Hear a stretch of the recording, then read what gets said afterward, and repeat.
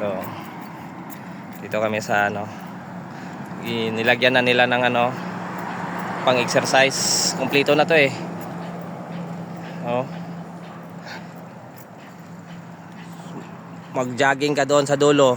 Pagdating mo dito, exercise ka. Lahat kumpleto.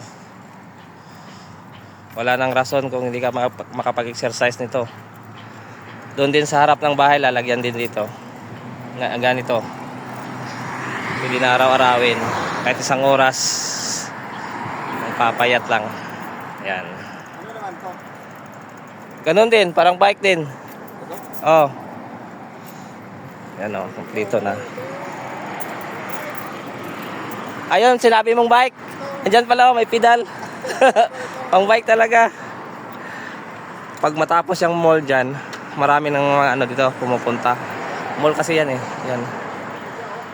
Yan, Adjan Walk. Kasama yan doon sa Adjan Walk, doon sa Kubar. Yan, mall. Ito, kasama ko. Nagbabike na. Matigas.